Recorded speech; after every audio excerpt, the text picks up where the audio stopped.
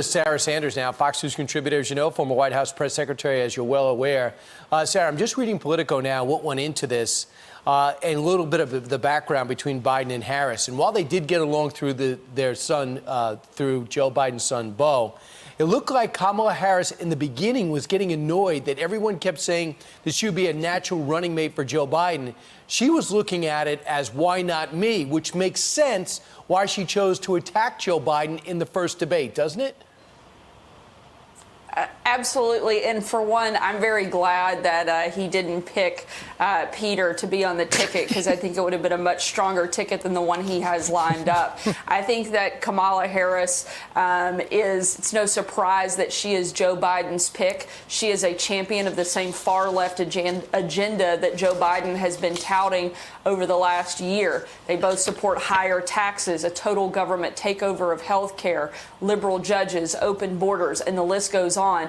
This ticket will further crush our economy at a time when we need to be rebuilding it. It's the last thing I think we need is these two taking over. I think that a Biden-Harris ticket would make a Hillary Clinton presidency look like a moderate presidency. They have both caved completely to the far left agenda, and I think that's why we're seeing him pick her and why we're seeing them come together on this ticket, and I think they would be a disaster for our country.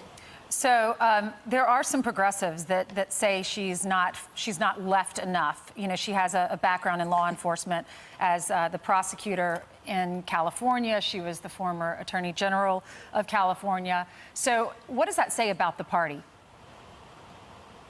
That their opinion will change drastically. They will come around because, like I said, Kamala Harris and Joe Biden have both completely caved and adopted the far left agenda of their party. They have totally been controlled by both supporting the Green New Deal and a number of other policies that would be absolutely crushing to our economy. And it's not just about the economy. Our entire freedom and way of life in our country is at stake. It's never been more important for people to come out and to vote and to really look at the difference of the two candidates' policies. And I can't imagine that anybody in this country, when they really look at it, wants to live under a Biden-Harris presidency. I think that what they would do, not just, again, to the economy, but our entire way of life, would be devastating to our country, and another reason that people need to get out and make sure Donald Trump gets reelected. You know, Sarah, over the last number of hours, ever since she was named, people have started learning about her past. I think, given the fact that the number one issue in the United States right now is the coronavirus, I think a lot of people would like to hear how Joe Biden and Kamala Harris would have a different response than what the Trump administration and the federal government has already done, which is all hands on deck. I want to know how they would do it differently than what we're seeing right now. Well, I think for starters, they would do a much greater government takeover. They would be pushing far more federal reaching destruction, I think, on individual communities. One of the things that President Trump has done extremely well is allowed states and local communities to make decisions that are best for those communities while providing resources to help across the board. They have unleashed, I think, a lot of the greatness of America in allowing us to put on fast track production of ventilators and other PPE gear that was desperately needed on the front end. I think it showed why Donald Trump has been right all along, that we have to bring manufacturing back to this country. We have to remain tough on China. Right. I don't think that the China travel ban is something that we could have ever imagined under a Biden-Harris presidency. In fact, they condemned the president for it. I think this virus would have been far worse than it is right now if the president hadn't taken decisive action at the beginning and putting those travel restrictions in place that those two criticized him for doing.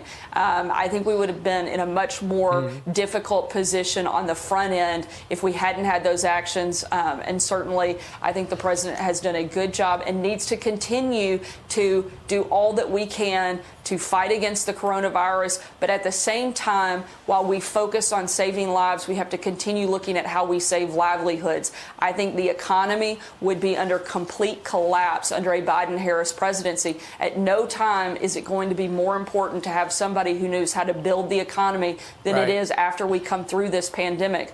President Trump has shown he can do that. Biden and Harris policies have shown they would further take us down instead of build us up. Joe Biden doesn't get the emotion from the Republicans like Barack Obama, who has made it clear he is going to be active. Kamala Harris clearly will, and her policies will clearly get Republicans motivated, and Donald Trump does by trade. Also, what stands out, and it seems like a lifetime ago, was Justice Kavanaugh's confirmation hearings. Well, Kamala Harris was extremely aggressive and condescending and disbelieving of him. In fact, there are some moments to relive for that. So let's take a listen. Have you had any discussion with anyone ever about Bob Mueller? Have I ever had a discussion about Bob Mueller? I used to work in the administration with Bob Mueller. And did you talk with anyone at Kasowitz, Benson, and Torres? You asked me that. I need to know who works there. I think you can answer the question without me giving you a list of all employees of that law firm. Well, actually, I can't. Why not? Because I don't know who works there. On. So it was she was relentless going after him. That's the type of thing that motivates the right?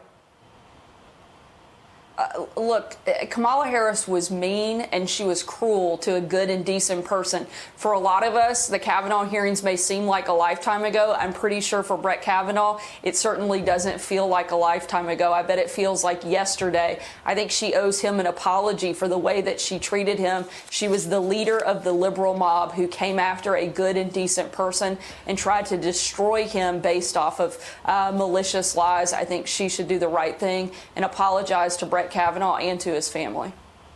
Sarah, thanks so much for joining us.